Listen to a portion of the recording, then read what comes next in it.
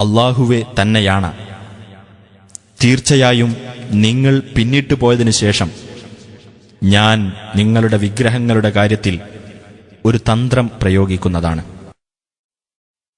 അങ്ങനെ അദ്ദേഹം ആ ദൈവങ്ങളെ തുണ്ടം തുണ്ടമാക്കി കളഞ്ഞു. അവരിൽ ഒരാളെ ഒഴികെ അവർക്ക് വിവരമറിയാനായി അയാളുടെ അടുത്തേക്ക് തിരിച്ചു ചെല്ലാമല്ലോ. അവർ പറഞ്ഞു, നമ്മുടെ ദൈവങ്ങളെക്കൊണ്ട് ഇത് ചെയ്തവൻ ആരാണ്? തീർച്ചയായും അവൻ അക്രമികളിൽപ്പെട്ടവൻ തന്നെയാണ്. ചിലർ പറഞ്ഞു, ഇബ്രാഹിം എന്ന് വിളിക്കപ്പെടുന്ന ഒരു ചെറുപ്പക്കാരൻ ആ ദൈവങ്ങളെപ്പറ്റി പരാമർശിക്കുന്നത് ഞങ്ങൾ കേട്ടിട്ടുണ്ട്.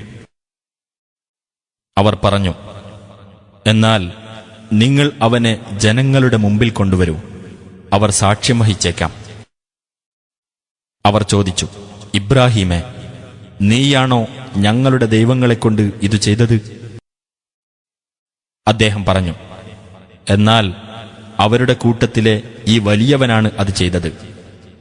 അവർ സംസാരിക്കുമെങ്കിൽ നിങ്ങൾ അവരോട് ചോദിച്ചു നോക്കൂ.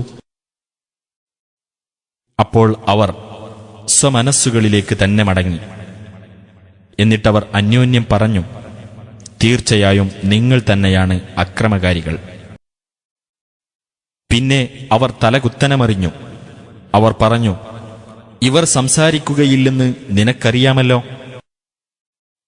അദ്ദേഹം പറഞ്ഞു, അപ്പോൾ നിങ്ങൾക്ക് യാതൊരു ഉപകാരമോ ഉപദ്രവമോ ചെയ്യാത്ത വസ്തുക്കളെ അല്ലാഹുവിന് പുറമെ നിങ്ങൾ ആരാധിക്കുകയാണോ? നിങ്ങളുടെയും അല്ലാഹുവിന് പുറമെ നിങ്ങൾ ആരാധിക്കുന്നവരുടെയും കാര്യം അപഹാസ്യം തന്നെ. നിങ്ങൾ ചിന്തിക്കുന്നില്ലേ? അവർ പറഞ്ഞു, നിങ്ങൾക്ക് വല്ലതും ചെയ്യാനാകുമെങ്കിൽ നിങ്ങൾ ഇവനെ ചുട്ടെരിച്ചു കളയുകയും നിങ്ങളുടെ ദൈവങ്ങളെ സഹായിക്കുകയും ചെയ്യുക. നാം പറഞ്ഞു, തീയേ, നീ ഇബ്രാഹീമിന് തണുപ്പും സമാധാനവുമായിരിക്കുക. അദ്ദേഹത്തിന്റെ കാര്യത്തിൽ ഒരു തന്ത്രം പ്രയോഗിക്കുവാൻ അവർ ഉദ്ദേശിച്ചു. എന്നാൽ അവരെ ഏറ്റവും നഷ്ടം പറ്റിയവരാക്കുകയാണ് നാം ചെയ്തത്. ലോകർക്കുവേണ്ടി നാം അനുഗ്രഹീതമാക്കി വച്ചിട്ടുള്ള ഒരു ഭൂപ്രദേശത്തേക്ക് അദ്ദേഹത്തെയും ലൂത്തിനെയും നാം രക്ഷപ്പെടുത്തിക്കൊണ്ട് പോകുകയും ചെയ്തു.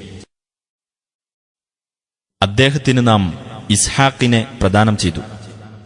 പുറമെ പൗത്രൻ യാക്കൂബിനെയും. അവരെയെല്ലാം നാം സദ്വൃത്തരാക്കിയിരിക്കുന്നു. അവരെ നാം നമ്മുടെ കൽപ്പനപ്രകാരം മാർഗദർശനം നൽകുന്ന നേതാക്കളാക്കുകയും ചെയ്തു. നല്ല കാര്യങ്ങൾ ചെയ്യണമെന്നും നമസ്കാരം മുറപോലെ നിർവഹിക്കണമെന്നും സക്കാത്ത് നൽകണമെന്നും നാം അവർക്ക് ബോധനം നൽകുകയും ചെയ്തു. നമ്മയായിരുന്നു അവർ ആരാധിച്ചിരുന്നത്.